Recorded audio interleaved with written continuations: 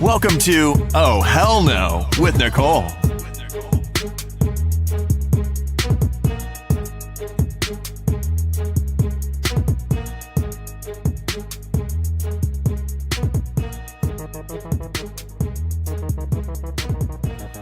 Hey everyone, welcome to another episode of the Oh Hell No podcast. Today I have Carl Helvie. He is an author, a fellow podcaster, and he also has a PhD in public health. That's correct, right, Carl? It's a doctorate of public health. Oh, a doctorate. Okay. DRPH. Okay. All right. And you're also an RN, right? Yes. Okay. So awesome. So we're going to talk a little bit about, your career and then how you got into, writing a book, what led you to write a book and all of those things. So the first thing I want to ask you is, well, first, let me say welcome to the show. Thank you so much for joining me. Thank you, Nicole. I'm happy to be with you. Yes. So how did you get into the medical field? Do you remember what it was that pushed you that way or what you were drawn to? Yeah. I grew up in a very poor family, so I knew that I wouldn't be able to go to college. So I took a business course in high school, and we had a new hospital, and they offered me a position in the stockroom ordering supplies. And then the nurses decided they were going to use me to prep patients for surgery. So I'd go up and I'd prep the patients, and I'd talk with the nurses, and I thought, well, this would be a great thing to do. And so I applied to a diploma program, and it didn't cost any money at that point. They paid $30 a month, and they gave us a room and a place and our food. And then when I got finished with that, then they started talking about baccalaureate, and so I moved to New York and I got a baccalaureate, and then I get about finished with that, and I'm working at the same time at Bellevue. And so at the same time, they're talking about masters. And so I moved to California, and someone came along and offered me a scholarship for a master's. Wow. So I got my master's, and then they offered me a teaching position at the University of California, and so I taught there 4 years, and then they wanted faculty to have doctorates. So I came back east and went to Johns Hopkins. Wow. So did you actually work as an RN, like in the hospital with patients? I worked at Bellevue as a staff and a head nurse. And then when I went to San Francisco, I worked at the VA for a while. And then I went to the Oakland Health Department and then the San Francisco Health Department as a public health nurse. And they had never had a male in public health nursing before in California, so because we had to get public health certificates in order to work. And so I was the first in California, and then when I taught, I was the first male teaching public health nursing in the country.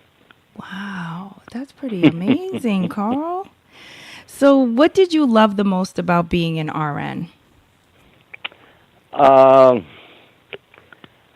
liked patients, but I think I liked the students better because I like to be always learning something new, and students were always challenging me. I remember one day I was in the classroom, and I said the ideal situation is for the nurse to have a community, to have the industry in that community, to have the school in that in that community. And one of the students raised her hand, and she said, "What do you mean? Why is that the ideal situation?" I said, "Well, now I'm going to have to think about it." So I said it's ideal because, she knows all of the people, or he knows all of the people in that community. But from a different point of view, you can't have depth in everything. So if you have a school nurse, they have depth with that age population. If you have children, little children, you have depth in that. So I said, I guess you sacrifice the the depth of knowledge in order to know your clients better. Mm-hmm.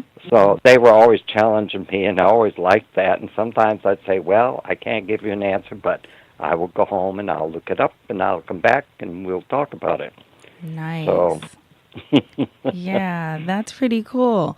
So the public health degree that you received, what other kind of jobs can you do with a public health doctorate? well, it would be probably they have hired some non-physician Mm-hmm. at health directors in different health departments. It's not too common, Mm-hmm. but they have. And I guess I could do research. I did research as part of my teaching responsibility. Mm-hmm. In fact, I did some cross-cultural research with people in Germany. That was real fun. Oh, okay. And I did some writing in one whole book I did with a colleague in Germany, and a chapter for another book with a different colleague in Germany. So I did quite a bit with people in Germany, but I also did with people in Russia and Czech Republic and England and different countries. And so I guess it would be mainly research or education. Nice. Okay. So you wrote a book called Reducing Your Cancer Risk, a Holistic Approach. hmm And we want to know what led you to write that book? Well, this is my 10th book. Mm-hmm. Uh, Many of them I wrote when I was in academia because it's a requirement, as you know, to stay in academia and to get tenure and all of that in order to publish and to do research. And so I retired when I was 70, Mm-hmm. and I would have stayed longer, but I had a chair who was very threatened by me because I was giving research papers around to Europe and the United States, and I was doing cross-cultural research and writing books and doing everything and getting good student evaluations, and I was doing everything I was supposed to do.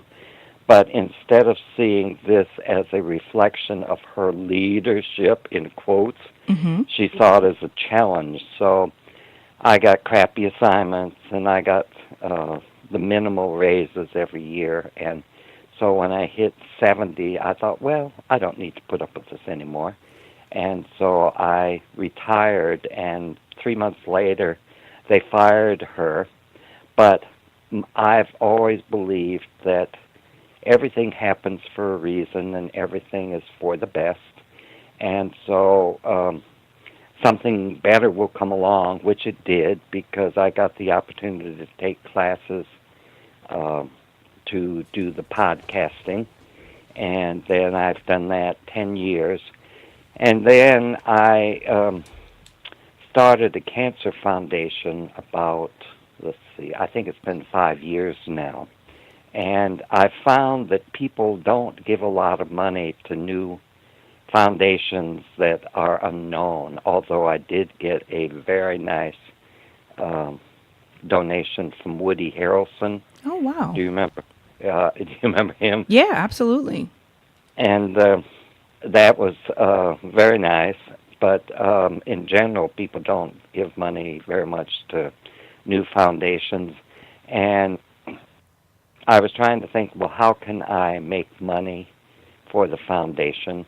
And I had written a section for the website on preventing cancer. Mm-hmm. And so I thought, well, I'll take what I've written and I'll put it in book form, and I'll add, I had interviews with over 40 national leaders in things like genetically modified organisms, nutrition, forgiveness, patience, all of the spiritual attributes, and things that related to the prevention. And so I put in links so people then could go and listen to the interviews. And so it was mainly to make people aware of the Cancer Foundation and also to hopefully help people prevent cancer and make some money for my foundation. And one thing that I get very excited, Nicole, every time I learn something new. Mm-hmm. And when I have all of these people that are doing research like on Alzheimer's, finding a cure for Alzheimer's and finding a cure for multiple sclerosis, and these are natural things. And I get so excited, but then I discovered that there is a test for cancer that you can take 8 to 10 years before you have any symptoms, before anything shows up on test. And I thought, isn't that wonderful? Because that gives you the opportunity, if the test comes back and it's positive, it gives you the opportunity to change your lifestyle Mm-hmm. and hopefully prevent, because then you could go a year or two and you could do the test again. And the test is 85 to 95% accurate. So And is that test, can anyone take that test, or do you have to have like a history of cancer in your... no, No. no. It's a test. I think it was around $300 when I wrote the thing as the material for the website. Mm-hmm. And so it's probably maybe a little more than that, but it's not prohibitive. Of course, it's not covered by insurance. Right, but I mean, it's worth it. Right, anyone can take it, and as I say, it will tell you. It won't tell you where the cancer is or anything, but it will tell you that you will have cancer in that time period with an 85 to 95% accuracy. That's insane. Isn't that exciting? Yes, it is. That is really, I never knew that. So that's really good information. So you yourself are a cancer survivor, right? So can you tell us a little bit about how you even realized that you had cancer? Like what brought you into the doctors, and, you know, what you did after you were diagnosed, and those types of things? I had a dream that told me to go for a chest x-ray. Mm-hmm. And I had watched my dreams for several years because I believe that God speaks with us in one way, is through our dreams when we listen. And so at that time, this was in 1974, you had to go through your primary doctor for anything. And so in order to get a chest x-ray and have it paid for by insurance, I had to go through my primary. So I went, but he was very conservative, and I knew he wouldn't understand if I told him I was coming because I had a dream, so he was quizzing me. Yeah. And I just kept saying, I want an x-ray. So finally he sent me, and he called and said the x-ray came back with a spot that had not been there 6 months previously. Mm-hmm. And so he wanted me to come in, and they did a biopsy, and that came back positive. So then the surgeon comes in, and they tell me that they're going to do surgery and chemotherapy. Well, as a nurse, I had seen people that go through the surgery and through the chemotherapy. I remember one man who had his whole jaw almost taken off for throat cancer, and I've seen them, you know, with the horrible debilitation of the chemotherapy and the radiation. So I told my doctor, I said, you know, I came for the biopsy. I did not come for surgery for chemotherapy. I'm going home. I'm going to pray about it. I'm going to make a rational decision, and I may or I may not be back. Mm-hmm. So I came home, and I talked with, and the person I talked with I was in a Search for God group, Mm-hmm. which was I don't know if you're familiar with the Search for God, but it was Edgar Casey. Do you know that name? No. Edgar Casey was a psychic back in the 30s and 40s, Mm-hmm. and there was a group of people that were interested in developing spiritually, Mm-hmm. and so he worked with them, and they ended up with 2 books on, it's basically on developing the spiritual attributes. So there was a chapter on patience, one on love, one on forgiveness, and all of the spiritual attributes. and one on meditation, the first one. And there are groups now all over the world that meet in people's homes, and they study the material, and they take disciplines. Like I remember one time, one of the disciplines was not to gossip for the whole week. Mm-hmm. And, that's very difficult to do when you're used to gossiping. Yeah. And so, I was used to doing these spiritual attributes, and I forgot, Nicole. I've wandered off, and I forgot where I started. Oh, that's okay. You were saying that you decided not to do chemotherapy or any of those Right. things, and then you discussed it with your Yeah. group. And so Ursula, thank you. Mm-hmm. Ursula was in my Search for God group, and Ursula was my doctor's sister, but he didn't know I knew her, and she was very progressive. And so she said to me, well, if you want, I will watch my dreams also. And she said, I would like you to have a reading with psychic that I consider one of the best in the country. So I said, well, I've got nothing to lose. I'd never been to one, but I thought, well, I'll try anything once. Mm-hmm. And so I had the reading, and he picked up the cancer and said, definitely do not have surgery, do not have chemo, treat it naturally. And Ursula got dreams that indicated the same, and so did I. And so I decided to do it naturally. And then Ursula had a physician in Northern Virginia that she knew and had sent several patients to. Mm-hmm. And so I made an appointment with him. And this doctor was so progressive. I mean, I've read research 5 years ago that validated what he told me to do 44 years ago. And so he was so far ahead in his practice, but unfortunately the FDA and the medical profession had been after him, and they took his license about 5 years after he treated me.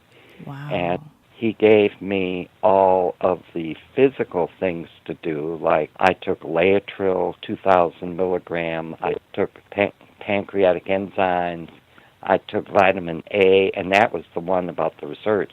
He told me that I should take 200,000 and then 100,000 and then 50,000 international units of vitamin A for a year.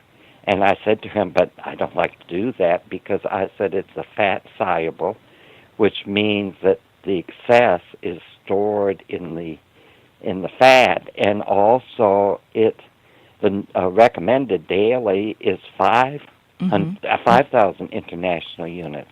And he said, oh, well, I'm going to give you high-dose vitamin E to take care of the toxicity. I said, yeah, but E is another fat-soluble vitamin. But I took them, and I had no reaction.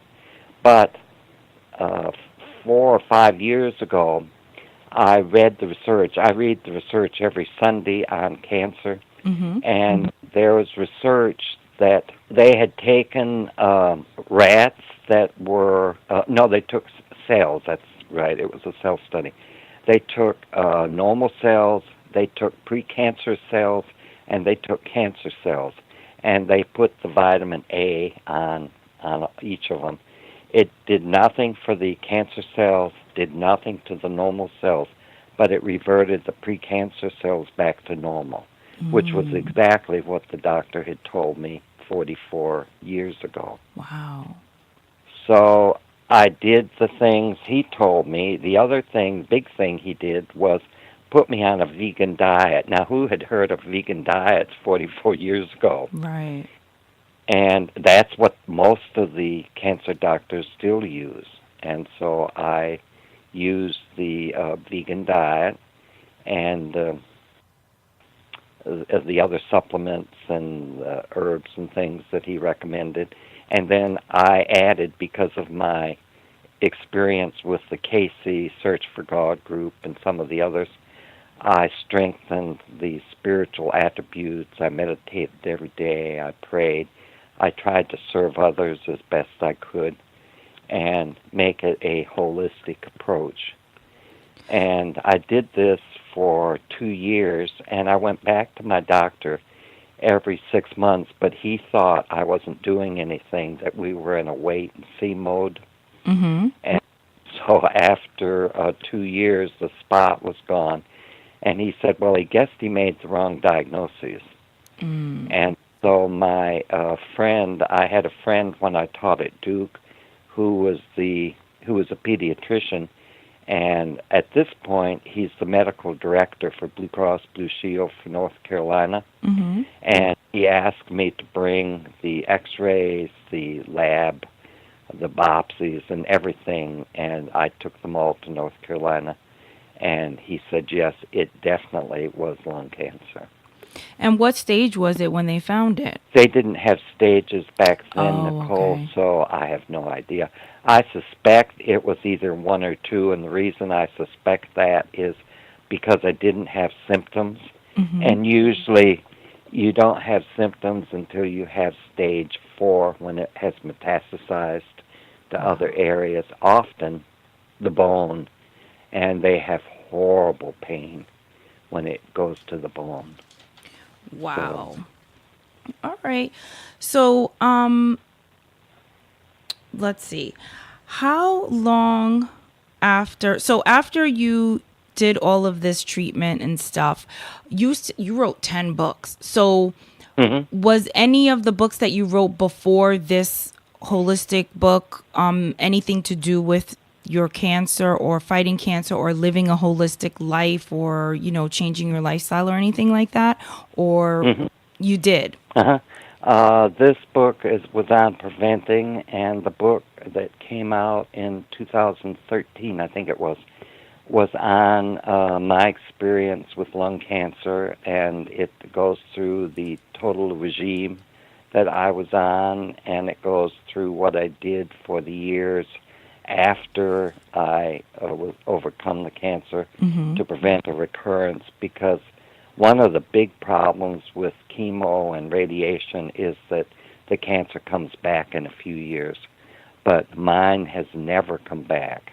Wow. And so in that book, I also had chapters by Dr. James Forsyth in Reno, Nevada, and he has probably one of the very highest success rates in the country. And again, the FDA and the medical profession went after him and tried to take his license, but he told me they couldn't, because Nevada has a program where MDs can take 100 hours of homeopathic content and then take the exam and get the homeopathic doctor certification, and so they got both the MD and the homeopathic is broader. But he said they couldn't take his license, but he said it costs a lot of money to defend myself. So he wrote a chapter on, and I understand now, Nicole, that he's getting something like 66% success. And by success, I mean he's taking patients with stage 4 cancer, and his success is 5-year survival.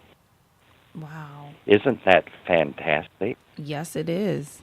And so he wrote a chapter, Bernie Siegel. Do you know that name? That name sounds familiar. Bernie is very well known. He wrote Medicine Man and something or other. It was, he's written many, many, many, many books. And he does a lot of work in the emotional area with cancer patients. And the third person was Dr. Contreras, Dr. Francisco Contreras.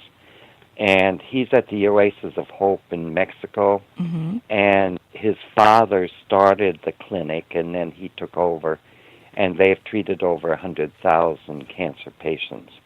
And they've used all natural, and they use a holistic approach. They're very much into applying the spiritual concepts and all.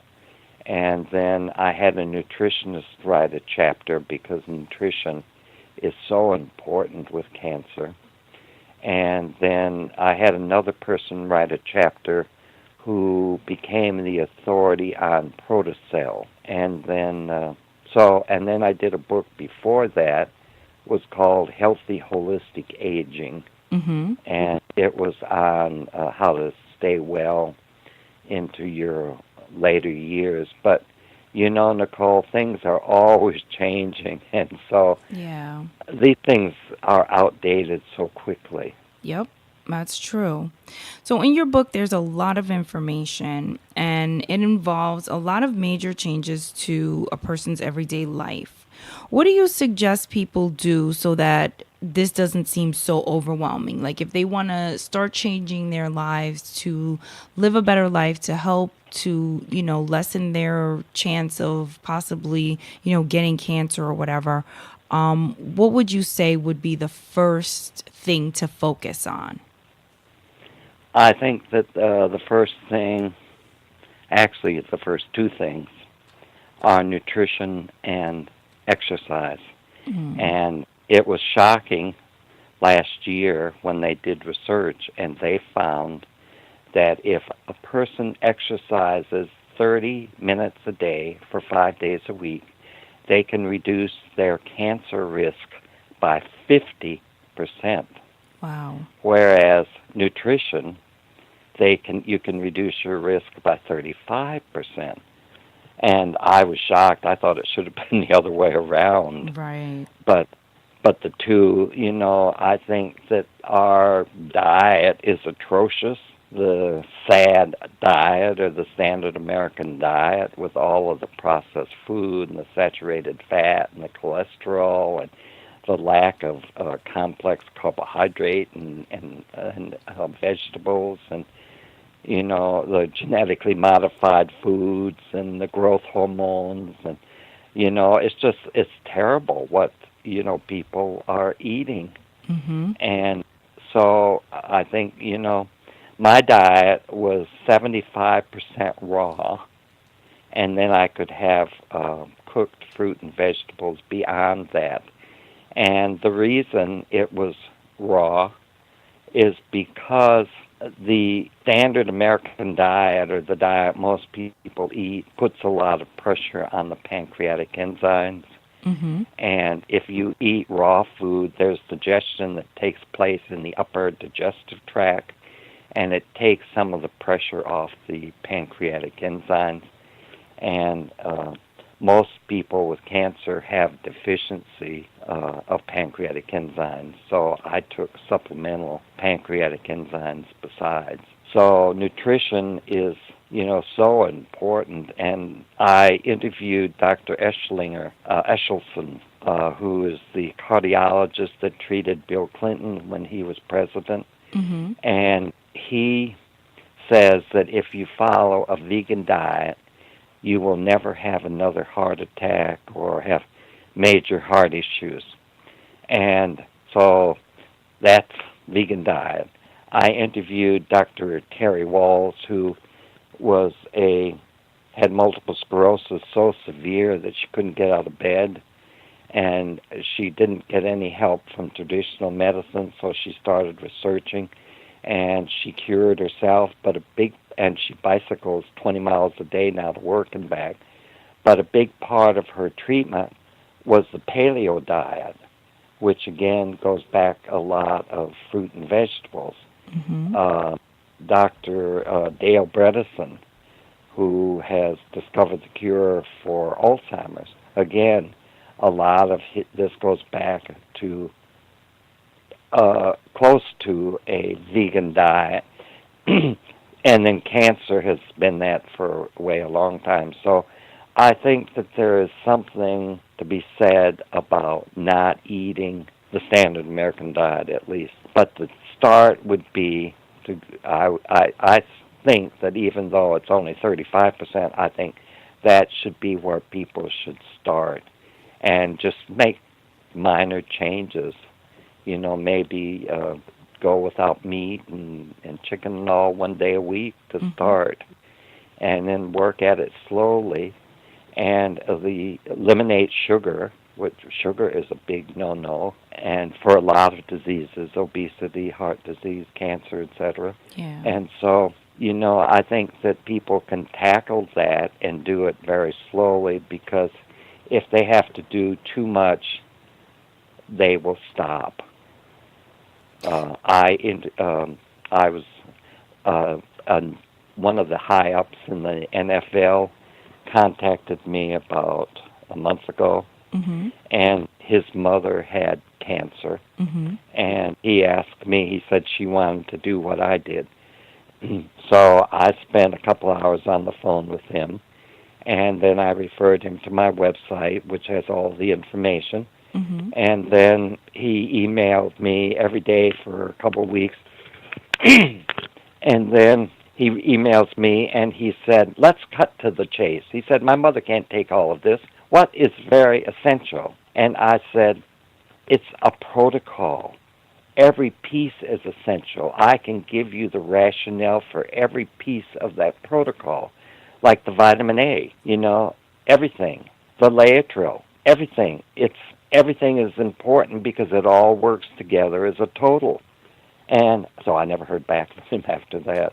People don't want to, do a lot of change at one time, but it's necessary with cancer, But if you're trying to prevent it, you can work more slowly at it. Right. So when you did everything, you just cold turkeyed and just followed exactly what your holistic doctor told you to do, right? Yes.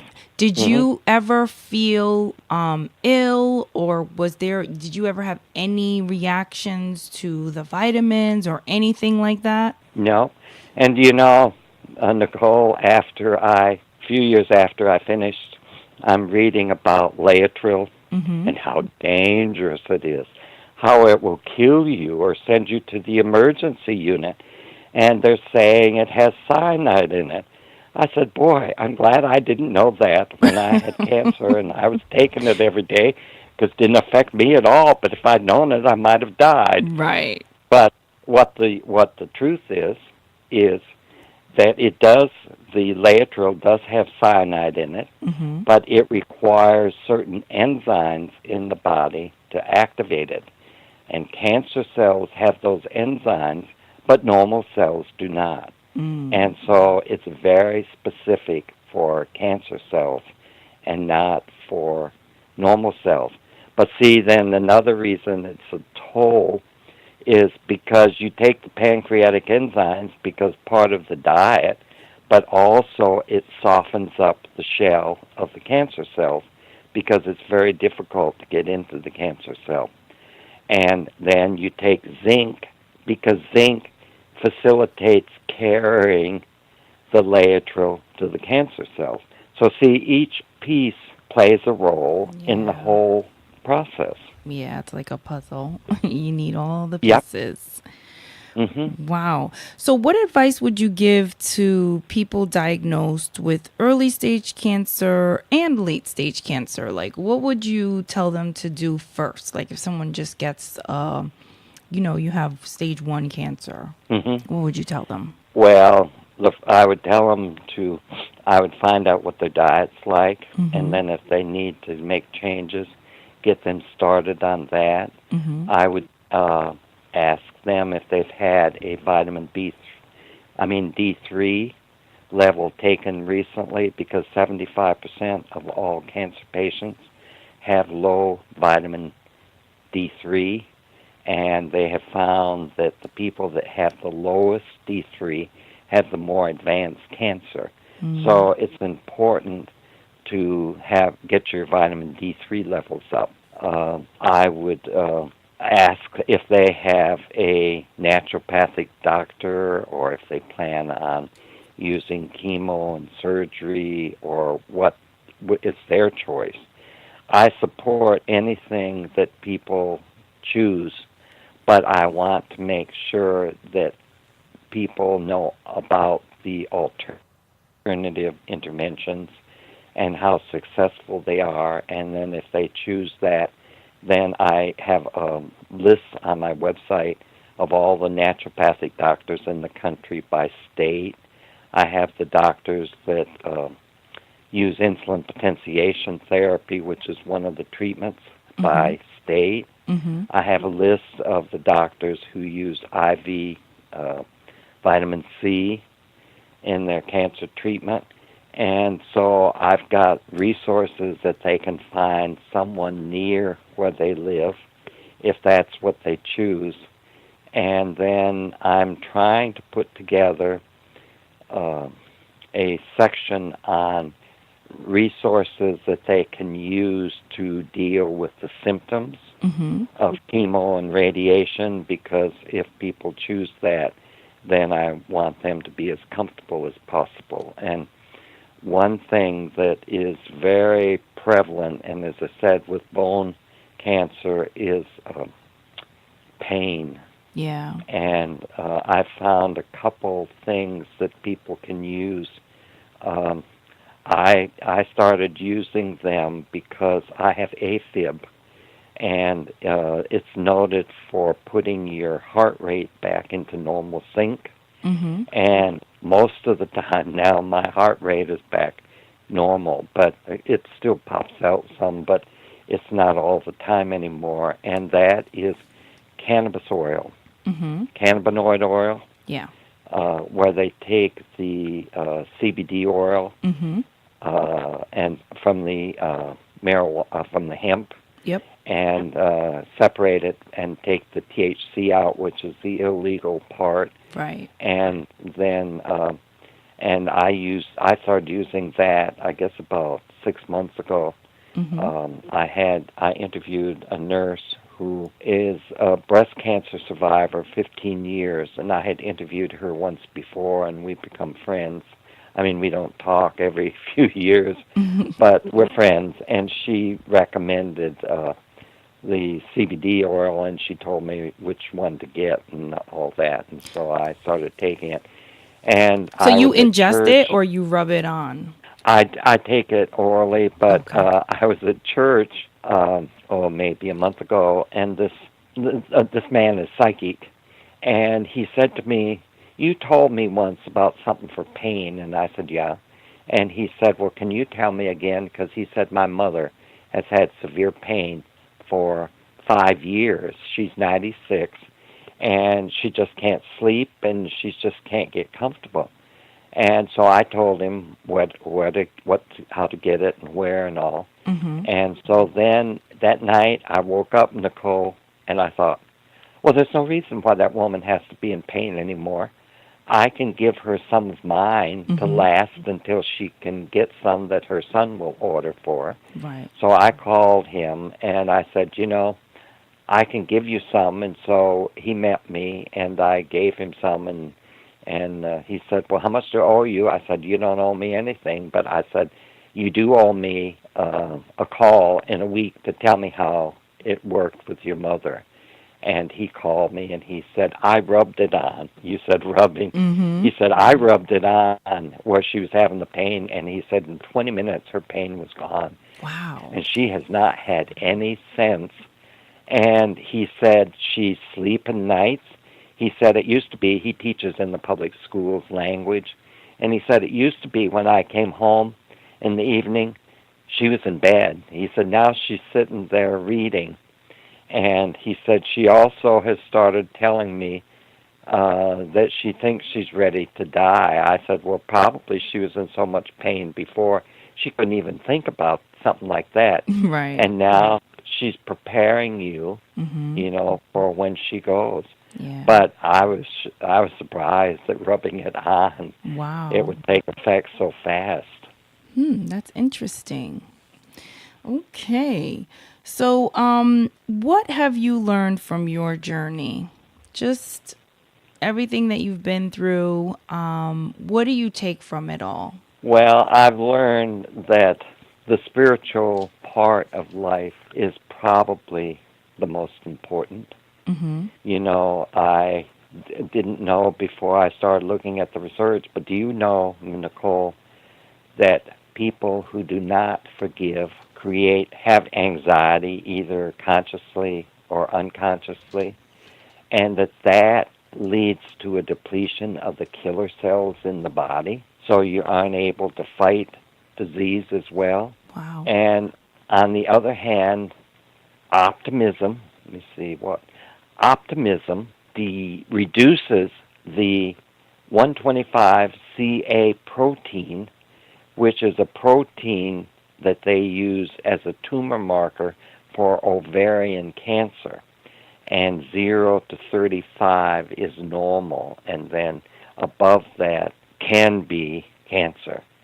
So, even, you always say stay positive because you'll attract positive results. Mm-hmm. There is something to that, because the optimism, the research now is showing that. And I think that I find that the more I develop my faith, the more I have help. I write, Nicole, but when I get finished, I look at it and I think, well, that's good. Where'd that come from? I didn't write that.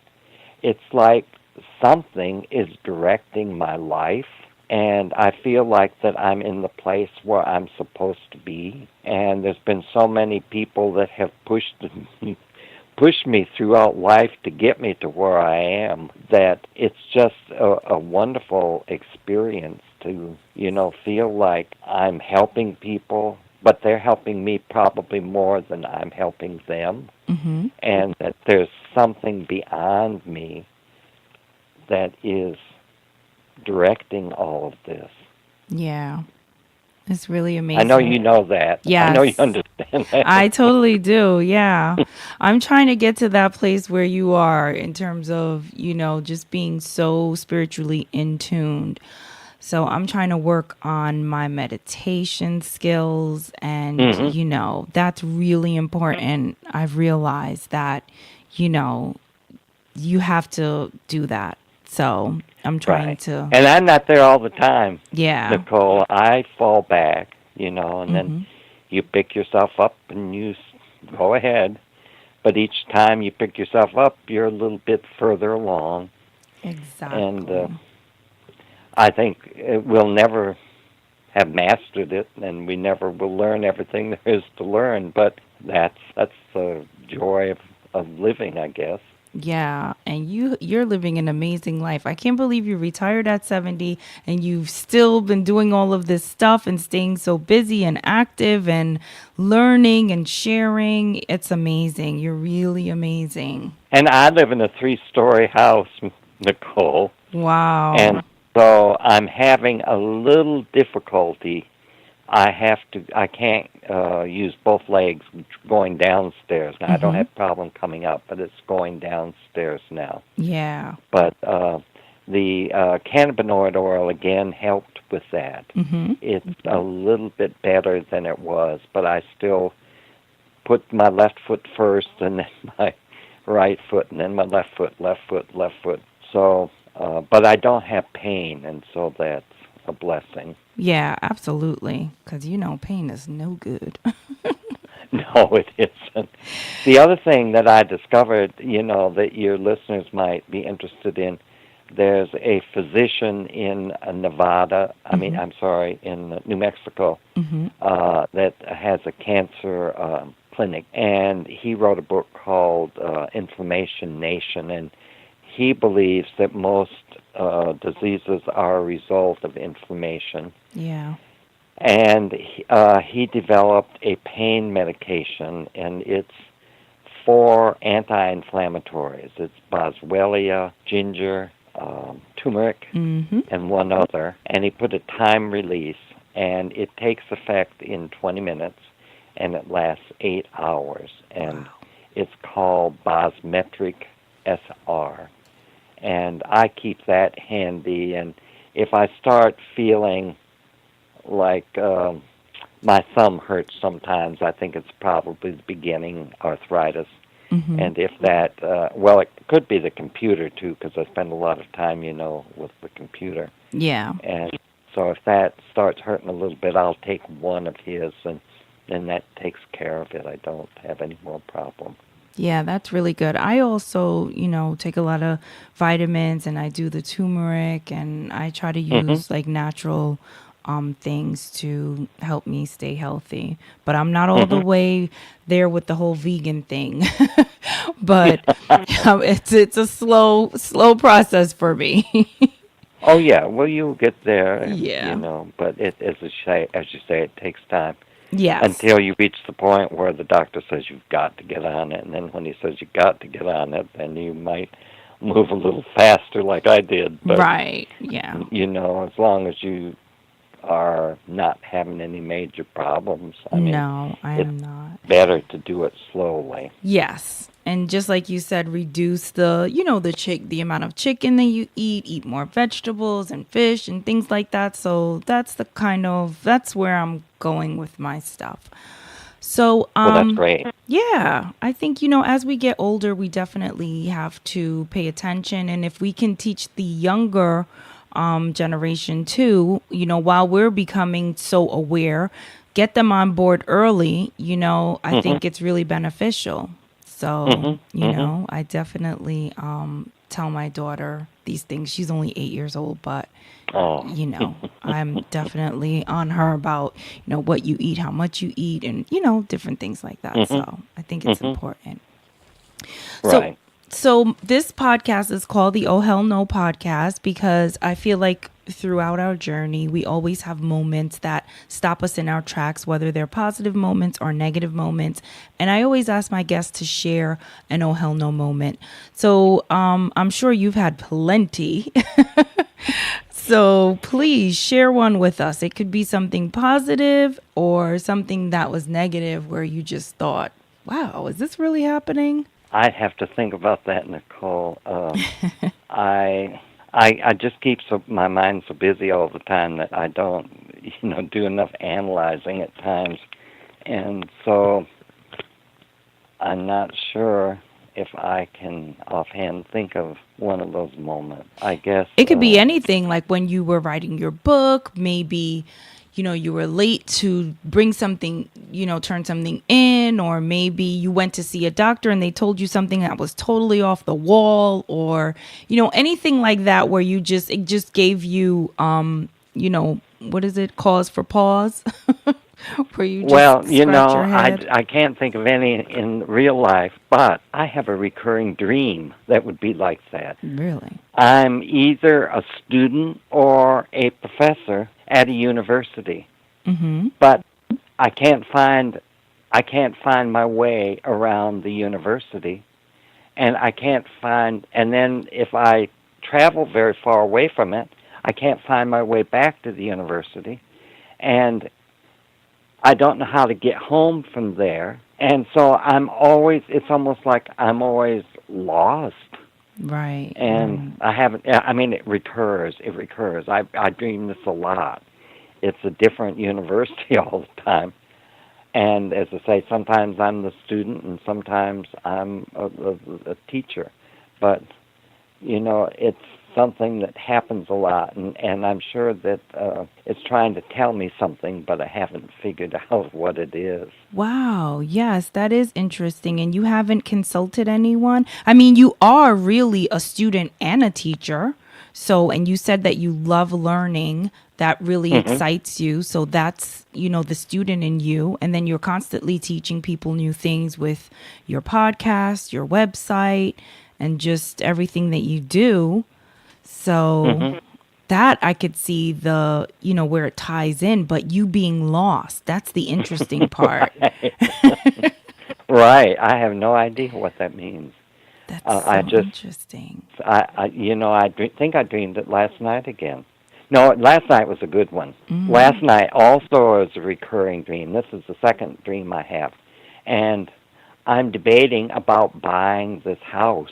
Last night I was debating about buying it. But then I figured that it probably would cost me $10,000 a month just for the utilities. The house just kept going on and on and on, and it was magnificent. Some of the rooms weren't furnished. Some were. Some of the rooms, like there was like a blue cast in two or three of the rooms that were next to each other, and I thought, well, maybe these are sleeping rooms or something. But it was just this huge, huge place that kept going on and on and on and on. There had to have been 50 or 60 rooms in that house. Well, maybe because you just said that, you live in a 3-story and it's a little difficult going up and down. Maybe you're going to be moving soon. Well, I hope not into a house with 50 rooms. No, but maybe just $10,000 a month no, utilities. no, but just my mom always says dreams are never straight, right? Yeah, she's very clairvoyant. But is she? Yeah, she is. It's really freaky. But yeah, so maybe because, maybe you need to move to something a little bit more comfortable where it's just one floor and you can easily move around. You don't have to worry about stairs. I don't know. I am thinking about that, Nicole, the reason being that at 80, I'll be 86 this year. If something happened to my license, I'm about a 20-minute drive from food. And so I feel like I probably need to move somewhere where there is available food on site, maybe a retirement or a 65-plus site or something where I could have my own space. But if I needed food, it would be there. And so I've been thinking about that. And maybe my dreams are trying to push me in that direction. Yep, absolutely. I think so. Yeah. Well, so people can go on your website. It's holisticcancerfoundation.com, right? And all your books are available on Amazon and where books are sold, right? Yes. So people check Carl out because he has a lot of great information on how we can stay healthy. What was I going to say? Are you on Instagram or Facebook or anything like that? I'm on Facebook and LinkedIn and Twitter. Okay. I'm not on Instagram. Okay. And is it just Carl Helvie?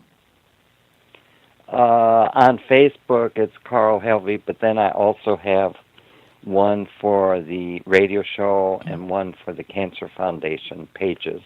Okay. And then on Twitter, it's Holist Health Show, because, I was limited in the number of letters.